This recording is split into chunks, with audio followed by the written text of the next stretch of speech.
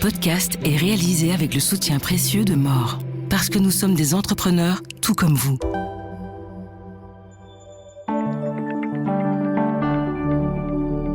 Bienvenue dans le Trends des marchés de Z sur 7. Nous sommes le samedi 11 octobre. Je suis Marion Boxo et avec mon invité Philippe Evrard, nous discutons des renouvelables qui explosent en bourse malgré le scepticisme de Donald Trump à ce sujet. On verra pourquoi.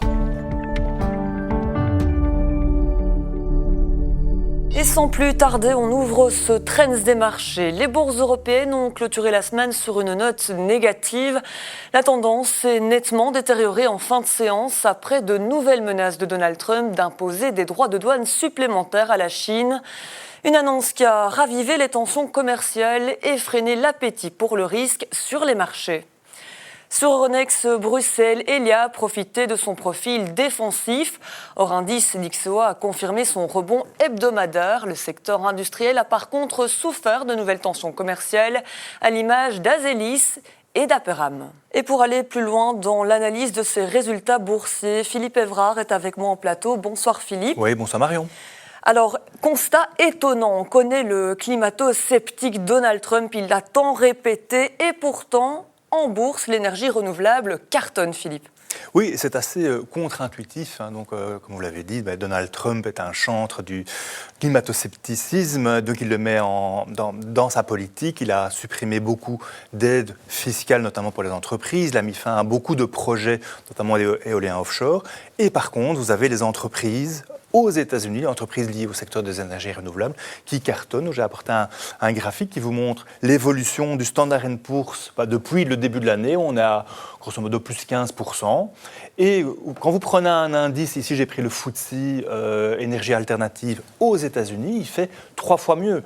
Donc il y a vraiment quelque chose qui est en train de se passer. Et quand vous regardez au niveau des entreprises, First Solar, qui est le champion américain du photovoltaïque, fait plus 40%. Vous avez Solar Edge Technology qui limite plutôt les flux, qui optimise plutôt les flux énergétiques. Lui fait 280%. Et alors Bloom Energy, qui est une entreprise spécialisée dans les piles à combustible, a vu son cours de bourse sur cette période faire x3. Est-ce que ces performances sont liées à l'effet d'aubaine qu'on remarque de manière plus générale sur les principaux indices mondiaux ?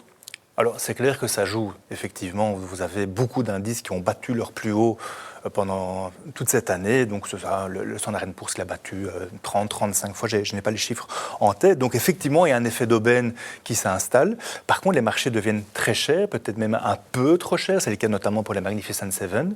Et donc, les investisseurs se tournent vers d'autres secteurs, d'autres régions. C'est ce qu'on voit vers l'Europe, vers les pays émergents, vers le secteur des soins de santé, par exemple. Et le secteur, évidemment, aussi des énergies renouvelables qui en profitent. Autre élément, c'est la baisse des taux d'intérêt aux États-Unis, qui profite à toutes les entreprises qui consomment énormément de liquidités, ce qui est le cas pour bon nombre d'entreprises du secteur des énergies renouvelables, dont notamment les éoliens.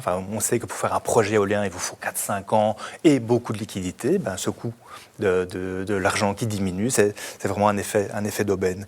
Et alors, on remarque également que dans tous les fonds liés à l'énergie alternative aux États-Unis, qui a enfin maintenant un retour des capitaux vers ces fonds. Pendant 25 mois consécutifs, on a vu des sorties, donc des investisseurs qui quittaient ce milieu-là, puis maintenant, en fait, ils y retournent, donc c'est quand même une bonne nouvelle. Et justement, pour envisager finalement une poursuite positive de ces secteurs du renouvelable, est-ce qu'il y a d'autres raisons qui sont plus structurelles et qui pourraient en faire profiter ? Mais oui, en fait, c'est le cas pour bon nombre d'entreprises du renouvelable. Quand vous analysez vraiment les fondamentaux, donc ce qui fait la valeur intrinsèque de l'entreprise, quand on regarde sa valorisation boursière, il y a un écart qui est des fois exagéré, un écart évidemment plutôt à la baisse. Donc il y a tout un effet de rattrapage qui est en train de s'installer parce que les fondamentaux sont bons. Autre élément qui joue, on en parle beaucoup et Hamid en aura parlé, c'est l'intelligence artificielle. On sait qu'il y a des paquets de dollars qui sont sur la table, soit pour acheter des parts d'entreprise, soit pour développer des data centers. Un data center consomme énormément d'énergie. Et quelle est l'énergie qui peut être la plus facilement installée et qui est la meilleure marché, c'est l'énergie renouvelable. C'est le cas notamment pour Bloom Energy. C'est une des raisons qui fait que cette entreprise a vu son cours de bourse fait x3. Et alors, dernier élément, c'est aussi assez paradoxal, mais c'est Trump. Trump, via sa politique plutôt isolationniste, vous en avez parlé également par rapport à la guerre douanière vis-à-vis de la Chine, eh bien, ça joue en faveur de ces entreprises. Là, ici, c'est First Solar qui arrive enfin à se faire une place par rapport aux mastodontes chinois. On sait que la Chine détient 80% de la chaîne de valeur du photovoltaïque. First Solar produit aux États-Unis, consomme américain, etc. et bénéficie un peu de cette aubaine trumpienne, si on peut parler ainsi. Et donc, en fait, on voit que en conclusion, que ce marché du renouvelable aux États-Unis est passé d'un modèle hyper subsidié à un modèle qui n'a plus besoin de subsides et qui, en fait, maintenant est vraiment tiré par la demande. Donc, c'est un marché qui trouve vraiment une forme de maturité, une forme de résilience. Eh bien, merci beaucoup, Philippe Evrard, pour votre analyse de cette tendance sur les marchés. Merci à très bientôt dans ce studio. Et voilà, c'est la fin de ce Trends des marchés. Merci à vous aussi pour votre fidélité. On se retrouve très bientôt pour un nouveau condensé de l'actualité économique.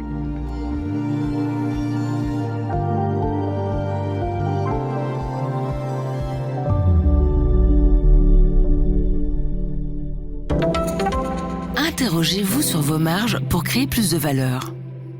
Gagnez plus sans vendre plus. Analysez vos marges produit par produit et découvrez où l'argent s'échappe ou dort. Mort, parce que nous sommes des entrepreneurs tout comme vous.